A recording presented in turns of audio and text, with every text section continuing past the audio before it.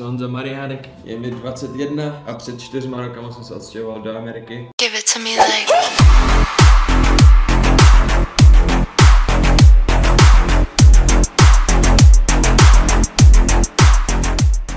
Na základku jsem šel do Brna, co mě učitelky moc neměly rády, tak nějak... Get out!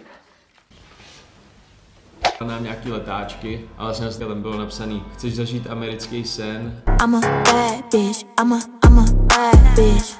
I'm a bad bitch, I'm a bad bitch. $1 billion ass, $1 billion wrist. They already know $1 billion bitch. I'm a bad bitch, I'm a bad bitch. I'm a bad bitch, I'm a bad bitch. $1 billion ass, $1 billion wrist. They already know $1 billion bitch. It's the bag, stack my residual, should've known. I blow like an inner tube, I got hate on haters that's pitiful, get above for each individual. I got money, so don't get political. Got them up in my DM, they so typical. Shit, I'm up on these bitches like it's 10 to 2. Your man want my legs up in 10 to 2.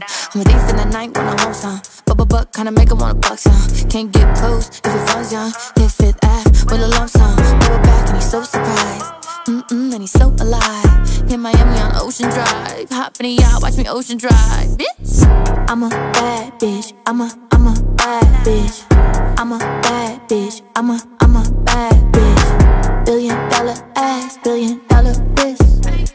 They already know $1 billion bitch. I'm a bad bitch. I'm a bad bitch. I'm a bad bitch. I'm a bad bitch. $1 billion ass. Bylo mě 17 let a já už jsem v téhle době vydělával pořádný peníze na Česko, nebo na Česko a na můj věk. Hej hoši, tohle jsem měl v kapse, vidíte? Váš roční plát, podívejte. A jak jim říkám? Pouťový prašule. Vidíte? Pouťový prašule. Vlastně můj YouTube kanál se rozjel na 100 000 odběratelů. Nahrával jsem videa z Counter Strikeu, kde jsem měl vlastně super sponzory. Kdo zná, tak tam byly takový ty gamblovací stránky, kde jste mohli vyhrát jakýkoliv skiny a tak. Tyhle stránky platily 10 000 korun a za video. Já jsem procestoval celý svět ve svých 16-17 letech. Ale nikdy jsem se nepodíval do Ameriky. Takže oni mě v tom hrozně podporovali. Pro mě to začalo, že vlastně odletím na 3 měsíce, pak na 6 měsíců a nakonec jsem se rozhodl, že odletím na rok. 26. července jsem sedl na letadlo a letěl jsem směr Amerika. Freeze, ice, Jesus Christ, sneakers, nice, checks, Nike, IG, likes, swag, vibes, saucy. Yikes, I'm too jollof for your rice. Them boy, them dead-eye. Boom, bye-bye, man, shut-eye. How you want push car on my face way into the ground like Tony Montana? Too much fuse antenna. We dey chop breakfast, lunch and dinner. We a blow man now, me a last killer. You know they see me too, I be John Cena. Enough for the chit-chat. Eat that pussy like a Kit Kat. Shit, ebe Kit Kat. Chairman, end of the me dick cat. Sensation one out on in top crap. Mini talents crying and ya to pack. Popcorn so bitty, I podcast, I grow better than if we are no pack. This is why I'm hot, hoes praying that I flop. I'ma keep it simple, you just don't got what I got. My price be going up like every day and it's a lot.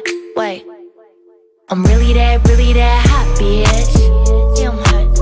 Yeah, I'm really that hot. I'm really that hot, bitch. Yeah, I'm hot. Yeah, I'm motherfucking hot. This is why I'm hot, bitch. You don't want no smoke, gotta let a lame one know. Yeah, I'm really that hot, bitch. I'm really that hot. And you not, boy. Bitch, I've been a trendsetter, but I'm not coy. Mě dali informace, že teda moje rodina bude ve Stocktonu v Kalifornii, což je vlastně takový město a hodinu od San Francisca. Říkal jsem si super, tyhle velký kalifornský město, to nebude vůbec špatný. Akorát si teda všechno totálně dosrala, haha. Ztratili můj kufr, čekal jsem na letišti asi 3 hodiny. Tam vlastně ta má host mom, jako ta má rodina přijela. Bylo to hrozný, vůbec si ta rodina neměla, jako, oni mě tam vyzvedli a bylo to takový jako, že hej, what's up, ty jsi John? Jo, já budu tvoje matka teď na rok. Tak přijeli jsme vlastně k ním domů. Má rodina teda se skládala z rozvedené matky, byla sama doma s 5 dětskama, ale ten barák byl úplně malinký, vlastně byl tam jenom 3 pokoje, z toho, že vlastně v jednom spala ta matka a ty 2 druhý jsme vlastně měli šérovat s tím zbytkem rodiny.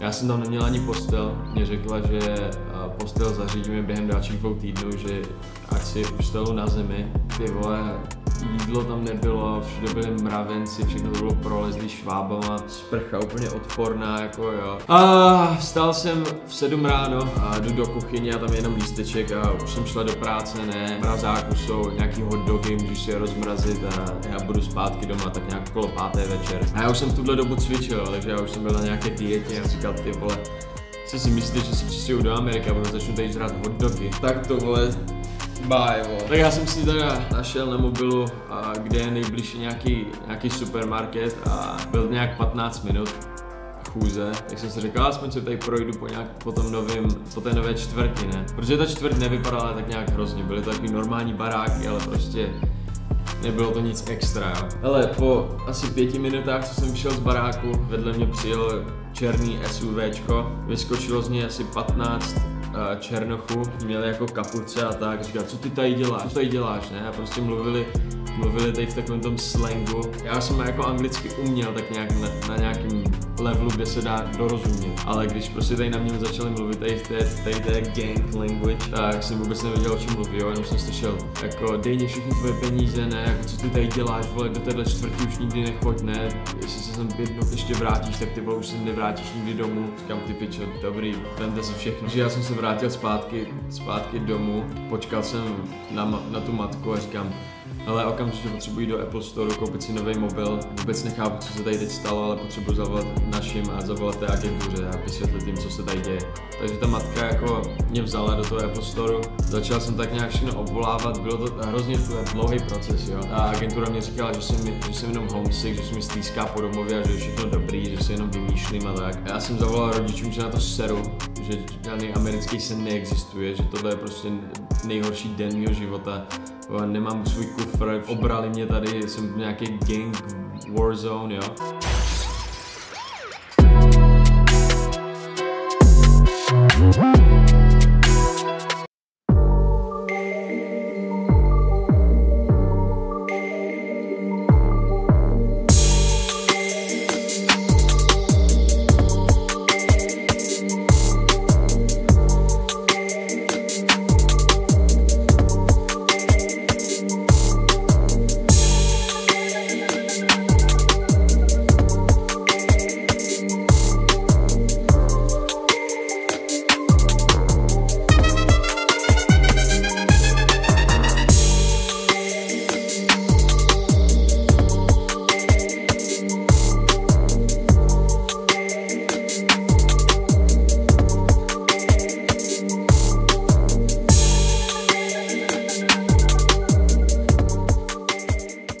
Takže já jsem se na to prostě vystrál, řekl jsem, že zítra se vrátím, kupuju si letenku a táhnu do prdele, protože já jsem nezahodil svůj život v Česku, který byl vlastně dokonalý, nebo pro normálního člověka byl můj život v Česku úplně super, byl to sen všech mých spolužáků a tak. Takže já jsem si říkal prostě, proč tady riskuju svůj život někde v prdeli v Kalifornii. Ale tak jsem zavolal té své agentuře, říkám, hele, seru na váš program, tohle je nejhorší den mýho života, jdu si koupit nějaký hotel v San Francisku a zítra letím do prdele. Takže když jsem si vlastně objednával ten hotel, tak do toho mě zavolala ta agentka z té agentury, která vlastně měla na starost děcka z Kalifornie, jmenuje se to jako local coordinator a ta mě vyzvedla, říká, hele, nemůžeš tady zůstat sám na nějakém hotelu, já tě vyzvednu, můžeš přespat u nás a já ti vysvětlím, o co tady jde, jak to všechno proběhne a pomůžu ti se vším, abys to nemusel zařizovat tady sám, když se nikoho nemáš, nikoho neznáš. Takže tady ta koordinátorka mě vyzvedla z té rodiny a u ní jsem zůstal nějaký 2-3 dny, než mě vlastně dovezli ten kufr. Ukázala mě, jak to tam všechno vypadá v San Francisku, dala mě takovou jako city tour, ukázala mě, jak tam všechno chodí a pořád se mě snažila přemluvit, abych tam zůstal, ale já jsem byl rozhodnutý, že se prostě musím vrátit domů, že nic mě nepřesvědčí o tom, že to, co jsem prožil, tak jakože, když to dá nějak objasnit, jo, prostě jsem si říkal, ty vole, prostě seru tady na tohle město. A když jsem měl už buknutou letenku vlastně na čtvrtek, tak nějak ve středu říká, hele, tady je jedna studentka, co je z Jižní Koreji, už je tady 6 měsíců, ne? A hrozně se jí tady líbí, tak by nebylo špatný, kdybyste si vlastně vy dva pokecali, jako ona by ti řekla o její story a ty by si mohl vysvětlit tvou story. Bylo by to tak nějak dobrý, kdybyste si pokecali, jako její rodina můžu vysvětlit, jak to u ní chodí a tak. Abych vlastně slyšel nějaký příběh od někoho, komu se tam líbí, nebo tak něco. Tak já jsem si říkal, OK, proč ne, můj poslední den v Kalifornii, tak nemám co ztratit. Takže když jsme tam přijeli, tak vlastně to byl takový klasický americký barák s americkou vlaječkou před barákem. Ta rodina tam měla jako barbecue party, celá její rodina tam byla, měli pozvaných několik kámošů. Ale vlastně když jsme vešli dovnitř, tak to bylo takový ten úplně ex amerického filmu, jo. Normálně víš co, barbecue, teď taťka tam jako říká nějaký vtipy dětskám a prostě taková úplně rodina, kterou jsem si představoval, kdybych poprvé přiletěl do Ameriky. Něco takového jsem prostě si představoval, chtěl a snilo to. Vlastně bavil jsem se s tou holkou z té Jižní Koreji a ona říká, jo, já jsem měl taky úplně hroznou první rodinu, ne nějakou alkoholičku, ale já jsem prostě nevěděla, co dělat, jsem zůstala 3 týdny u ní. A pak to bylo ale už tak špatný, že jsem prostě musela vypadnout a tady ta rodina mě vlastně zachránila.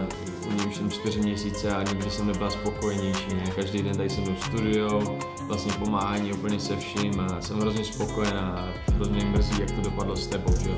A já říkám, ty vole, ty máš štěstí, kurva. Ne, jako říkám si, ty vole, tak dobrý. Tobě to vyšlo, mě to nevyšlo, takže tam jsem zůstal několik hodin. Všichni, že se tam pokecali, já jsem tam všem řekl o svém příběhu a všichni prostě říkali, ty vole, takhle to vůbec nechodí, to není Kalifornie, jako prostě jsi měl zažít a je mě tě hrozně líto a tak. Vlastně tady ta rodina, teda když jsem odcházel, tak říkají, hele počkej, pojď sem. A já jsem teda šel za nima do kuchyně a oni říkají, já se to hrozně dotklo, ten tvůj příběh, je nám hrozně líto, čím jsi prošel a tak. A my bychom ti chtěli ukázat, jaký je ten pravý americký sen. Takže jestli chceš zrušit svou zítřejší letenku a chceš zůstat tady s náma na rok, tak my bychom tě rádi jako tady uvítali nebo adoptovali na rok. A já říkám, o dalším roku se ani nemusíme bavit, to byl prostě nejlepší rok mýho života a bylo to úplně super, školu jsem miloval, vyhrál jsem a jakože nejpopulárnější kluk na škole. Koupil jsem si svoje vysněné auto, vlastně Mustanga 2017 Premium GT California Special a byl to prostě americký sen, úplně dokonalý. Dokonce se mi i podařilo odmaturovat, byl jsem první výměnný student z Česka, co v Americe odmaturoval. Poprvé jsem se vlastně podíval do LA a naprosto jsem se zamiloval do Hollywoodu, Beverly Hills a tady tohohle celého luxusního světa v Kalifornii. Studoval jsem Orange County, což je tak hodinu pod LA. Studoval jsem tam 1,5 roku a tady to bude zajímavé. A já po celou dobu, co jsem tady studoval na té výšce, tak jsem studoval filmmaking a editing. Jsme se dívali na filmy, rozebírali jsme různý videa, jak režírovat hudební videoklipy a tak. Takže já jsem se tak nějak celou dobu zajímal o video editing a tak, ale nějak jsem to už nenatáčel na YouTube, jenom jsem si tak nějak prostě užíval té Ameriky. Surfování každý den, víš co, prostě pláž a Hollywood a tak všechno. Do toho jsem tady dělal nějaký modeling, takže já jsem tady znal hodně holek a tak všechno. Takže jsem začal dělat tady promotéra v klubech, což mě vlastně pomohlo k tomu se dostat tady k těm celebritám a tak nějak se začínat pohybovat u těch high-end lidí. Ale do toho jsem furt chodil do školy, takže já jsem neměl moc čas na to dělat nic jiného než školu. Ale takhle jednoho dne sedím prostě v hodině dějepisu, jsem na mobilu, ne? A teď vidím, že Logan Paul, vlastně Jakeův brácha, nahrál storyčko, kde tam bylo, hele, hledáme novýho editora do týmu a pošlete svoje rezumé na editor@, Logan Paul. A tak já jen tak sedím v té hodině dějepisu, ne, říkám si, ty vole, já teď chci vypadnout, tohle by byla prostě nejlepší příležitost, kterou bych mohl mít. Tak prostě proč to neskusit, že jo? Takže tam tak sedím a napsal jsem úplně ten nejabsurdnější e-mail, co jsem kdy napsal. Bylo to prostě jako, že hele Logan, ty vole, jsem nejlepší editor, kterýho tady můžeš najít. Teď jsem tam vyjmenoval několik desítek lidí, prostě, který on zná, že jo? Já jsem předtím dělal pro Facebanks a dělal jsem pro Faceclan nějaký videa, tak jsem tam všechno tohle napsal. Říkám, hele, jsem prostě nejlepší editor, který můžeš najít, tak mě pošli video a já ti zedituju a uvidíš, že prostě nekecám. Dej mě šanci a já tě nesklamu. Nechci peníze, nechci nic, chci jenom prostě být u tebe, abych se naučil prostě, jak tady takový high-end lidi fungujou a tak. On dostal e-mail od 11 000 lidí a vybral nás 30. vybral 30 editorů do druhého kola a těm poslal nějaký záběry do nějakého vlogu a dal nám 48 hodin na to editovat. Já jsem si prostě sedl k počítači, ty vole, a 48 hodin jsem editoval to video. Úplně do jakýhokoliv detailu, protože jsem se tak hrozně snažil. Věděl jsem, že to je moje nejlepší šance, kterou budu mít na dalších pár let, takže jsem do toho dal úplně všechno. A hádejte, kdo vyhrál. Hádejte, kdo vyhrál. Vybral mě, říkal vlastně, hele, to je úplně super, že jsi v LA, prostě proč nepřijdeš k nám a můžeme pokecat tady. A já jsem sedl do auta, jel jsem k němu, pokecali jsme a on říkal opět, ty vole, ty jsi editor, editoři mají být takový nějací vole skřípci zalezlí někde v pokojičku a nikdy nevylezou a prostě jenom editujou, že jo.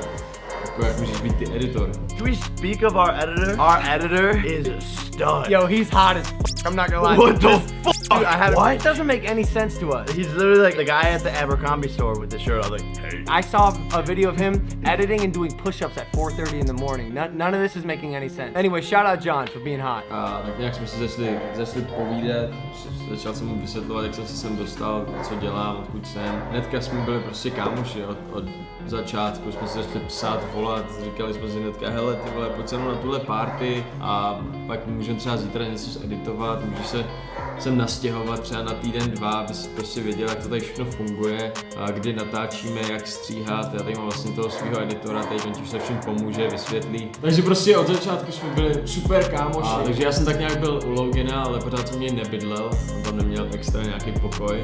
Takže já jsem si pronajmul Airbnb na měsíc. Bydlel jsem v Airbnb v Hollywoodu, jezdil jsem k Loganovi každý den něco editovat, nějak se učit, jak to tam všechno probíhá a tak. A pak Logan odletěl na měsíc do Evropy natáčet nějaký videoklipy, dělat hudbu nebo tak. A to byl poslední den, kdy já jsem měl pronajmut to Airbnb, takže já jsem si říkal, hele, když tady nebudeš teď měsíc, dva, tak prostě co já tady budu dělat a já se vrátím do Česka a tak nějak všechno vymyslíme a já se sem pak vrátím třeba. Takže já jsem měl všechno už zbalený v autě, ne? Tady můžete vidět to video, to je šílený, všechno nabalený v tom malinkým Mustangu. A do toho mě napsal Jake na Instagramu, hele, proč se nestavíš tady u nás v Team Tenhouseu, rád bych tě poznal a můžeme pokecat a tak. A jsem si říkal úplně, a what the fuck. Takže tady v tom autě, který jsem měl nabalený věcma, už jsem byl prostě ready se vrátit do Česka, odletět, tak jsem vlastně jel k Jakeovi. S Jakem jsme spokecali hodinu, dvě, vysvětlil jsem mu svou situaci, co se všechno děje a tak. A říkám mu, hele, já se prostě musím vrátit asi do Česka, jako co bych tady dělal, když Logan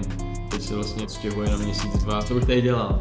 A on tak vstal ze židle, obejmul mě a říká, vítej doma. Zůstaň tady.